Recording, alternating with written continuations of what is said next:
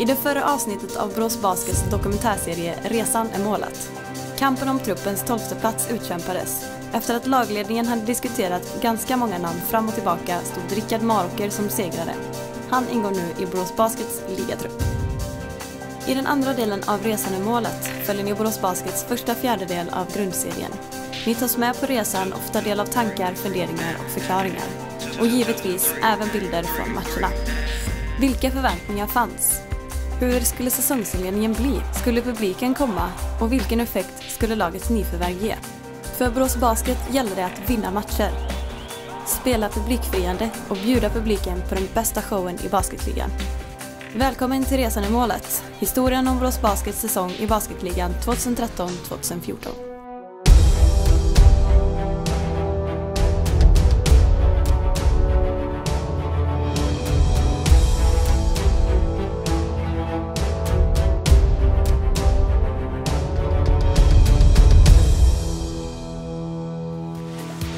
Redan på försäsongerna gick det bra.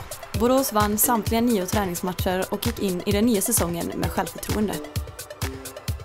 Premiären den 3 oktober var efterlängtad och det var EK Örebro som kom på besök. Kanske inte basketligans mest skräckinjagande lag, men väl en värdig och kapabel motståndare. Men Borås lagmaskineri var igång. Mike Palm och Chris McKnight gjorde 50 poäng tillsammans på vägen mot säsongens första vinst.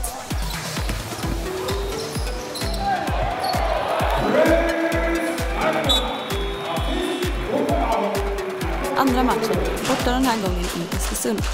Jämtland med den nya coachen Pontus Frivold och 2 nya och för Borås osedda amerikaner hade också vunnit i premiären på bortaplan mot LF Basket. Givetvis var det svårt att veta hur bra jämtarna skulle vara. Det blev en tuff match, men Borås hade JJ Miller som gjorde 33 poäng. I den här matchen presenterade sig dessutom nyförvärven på allvar. Viktor Gremte spelade en viktig roll i returuttagningen då Mike Palm hamnade i foulproblem. Rope Ahonen satte matchens viktigaste skott, en 3-poängare i slutminuterna. Borås kunde till slut åka hem som segrare. Match 3. Åter tillbaka i Boråshallen med Norrköping Dolphins som motståndare. Dolphins skulle visa sig bli den tuffaste motståndaren hittills. 14-20 var Norrköpings ledning efter en period och Borås låg som mest under med 13 poäng. Då tog JJ Miller över matchen och bjöd på show. Efter 3 perioder var Miller uppe i 27 poäng och Norrköping ledde bara med 2. De sista minuterna var helt och hållet JJ Millers. Sällan har han dominerat en match som han gjorde här. Skottet på 24 sekunder signalen blev helt avgörande för den 3:e raka Boråsvinsten. Well, you know what? It was one of those nights, I guess. I tried to do everything I can to help the team win, whatever we need. And tonight we needed me to make some shots down the stretch, and I was able to do it. And then the last shot you took. With that last shot, I knew I wanted to take all the time off of our shot clock. I wasn't going to give the ball up early so they could have a chance to come down and score. When I saw them trying to trap me, I knew it was opportunity for me to make a fake and get free. JJ Miller är kanske basketligans största matchvinnare. The shots at the end of the game are, I guess I'm not really thinking about the moment consuming me. I'm just trying to think about making a play, so I'm extremely focused. I know at that point it's time to win the game, so you really have to be locked in and engaged. Obviously you're not going to make them all, but I try to make sure I'm really focused during that time of the game to make sure I can help my team win in whatever way I can. Actually his reaction was kind of, I don't want to say it was something that I would have done myself, but the way that both of the guys left me and kind of left me open, I was a little shocked myself for me to get that open look like that. So, for me to get a good look like that, I was surprised, and his reaction kind of said it all, I guess, as far as the way I had been shooting going down the stretch. Right now, we started the season good, 3-0. Everybody's kind of meshing into their roles right now. I think we're confident, and I believe that we can play with any team in the league, so hopefully we'll be able to continue. JJ Miller har bra saker att säga om nyförvärven Viktor Gremte och Rope Ahonen. Both of those guys are very great additions to us. Rope adds another dimension to the guard spot that we have, kind of takes some pressure off me at the point guard position, and he's really a very smart player. So for him, he's definitely an addition to our team. And Victor speaks volumes down low. Now Mike and Chris have that rotation. you know, when he comes in, we really don't lose anything. You know, we continue to stay at a high level, and that's really huge for us. Inför bortaderbyt i Nässjö har JJ Miller allvaret klart för sig. You know, it's going to be a tough match down there. They always play hard in their gym. You know, they've got a decent team who can really knock some teams off if you're not careful. I expect it to be a battle. I den fjärde omgången var det dags för sydsvensk derby, det första av 4 möten med rivalerna från Nässjö.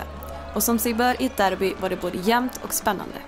Nässjö-publiken var på vippen att lyfta sitt lag mot en stor skarp. Men Borås fick 30 poäng, 15 returer och en enorm mängd vilja från Chris McKnight. Detta hade Nässjö inget svar på och Borås kunde inkassera den fjärde raka.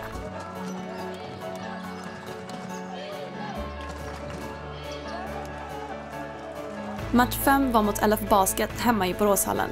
Gästerna var bra i början och ägde större delen av den första halvleken. Men när hemmasonen Fredrik Andersson sänkte en 3-poängare med 4 minuter kvar av andra perioden och Chris McKnight följde upp med 2 poäng så hade Borås Basket inlett en matchavgörande run. Pat Ryans zonförsvar var också bidragande till den 5:e raka segern. Well, we went to a little zone defense there, and they had some problems with that. They couldn't run their pick and rolls, they couldn't go inside as much. When we did go back to man, we played much better than we did in the first half. En av lagets nya spelare är Rupe Ahonen, men vem är han egentligen? From Finland, 23 years old, basketball player who's trying to be a friendly guy and outgoing guy. It's a very nice city, almost same as Finland. Last year it was a great time, first year in Sweden, and I really enjoy my time here, and I decided to stay another year. Last year in Solna was my first year, and first year that I have a really different role in the team.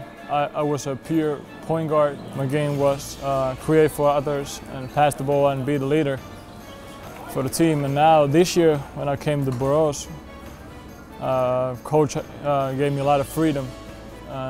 I think that's helped me a lot this year to get better as a player.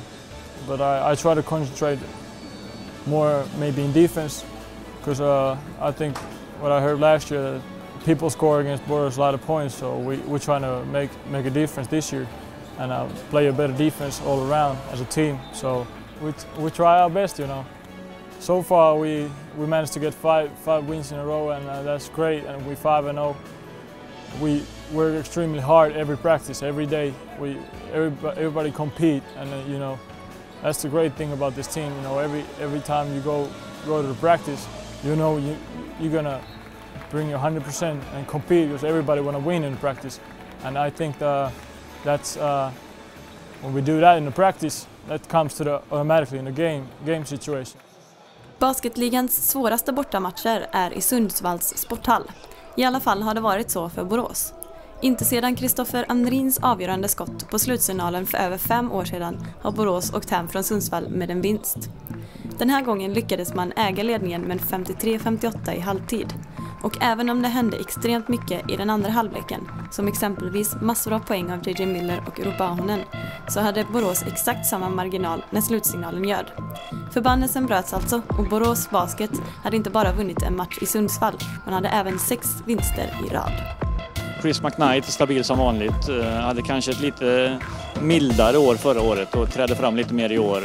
Mike Palm gör fruktansvärt bra ifrån sig, bra poäng, tar bra returer. Vi har fått in Victor Grente som tar mycket bra returer. Kämpaglöd. Karlsson Göransson, stenhårda. Hoppas bara att vi kan få lite fart på de unga killarna med.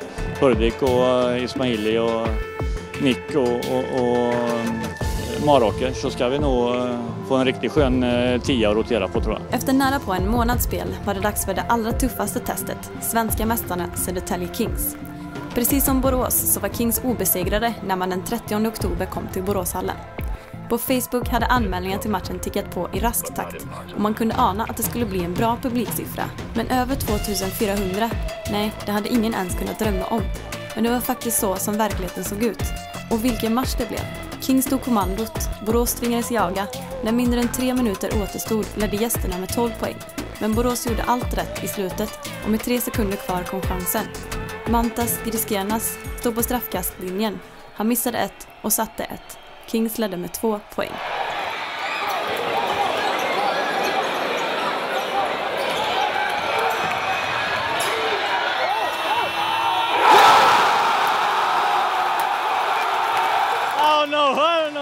I'm speechless, man. This is one of the best feelings, you know. Win the game. Last second, 3-pointer with JJ, oh man. It's unbelievable. Precis efter slutsignalen, jag ser att du inte har hämtat det än. Vad är känslorna just nu? Det var helt fantastiskt.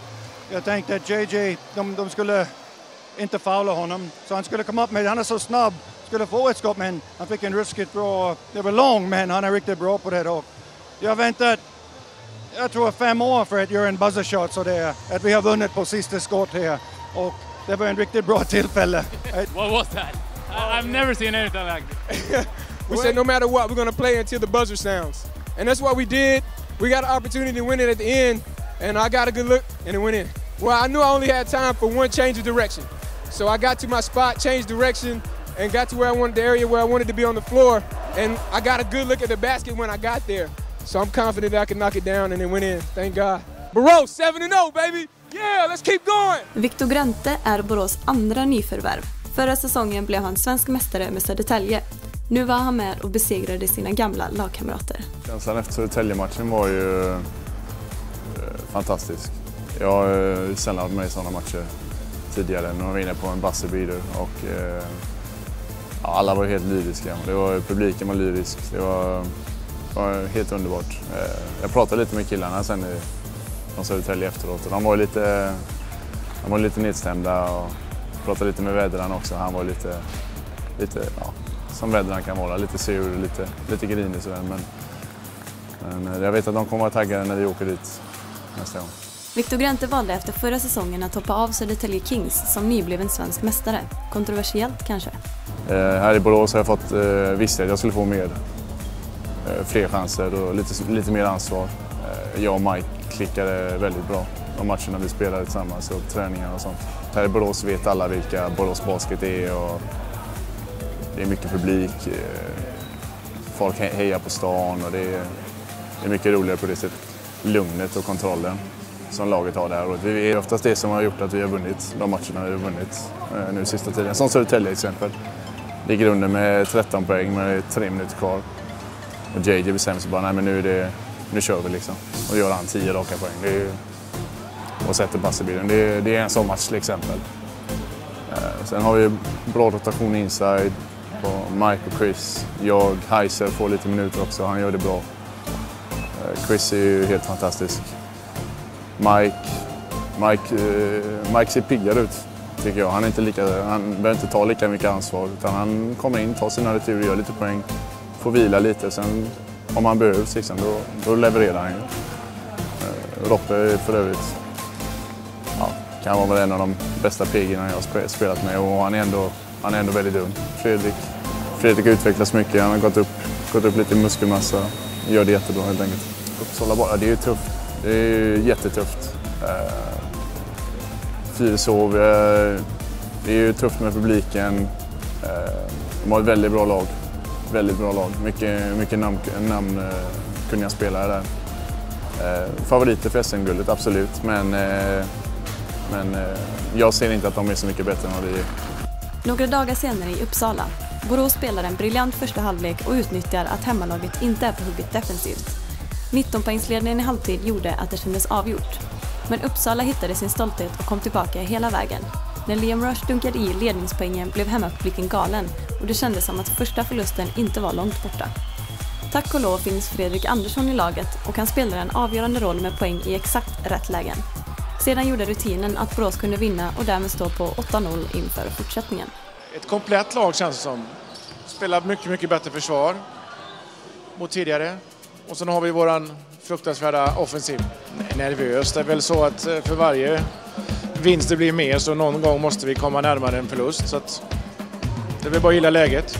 Så länge vi vinner är det roligt. På Solna Vikings hoppades man på underskattning från Borås sida. Men man verkar inte räkna så mycket med Rupe Ahonen. Den finska landslagsmannen ville inget hellre än att göra en grym match mot sin förra klubb och ta Borås 9:e raka seger. Det gick enligt plan, även om matchen inte var lika underhållande som Borås-publiken är vana vid.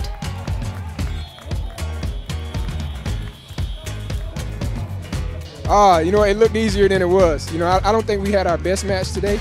but we did what we needed to do in the crucial times to get the win. And that's what it's about, you know. I thought Rope really hit some crucial shots tonight, coming back to his club that he played with last year. I know he wanted to perform well, and he did. I think we're pretty good. You know, we still got room to improve, though. 9-0, you know, like I said, we try to take each game, one game at a time. And to be 9-0 right now is a great feeling. We've got a good momentum right now, and we just want to try to keep it up. I och med segern mot Solna så var den första fjärdedelen av säsongen avverkad. Alla basketligans lag var besegrade, 9-0 var ett faktum och Borås Basket hade sänt ett tydligt meddelande till resten av det basketintresserade Sverige. Resan mot målet är i full gång och i Borås Basket är det resan som är målet. Följ med bakom kulisserna hela vägen, hela säsongen.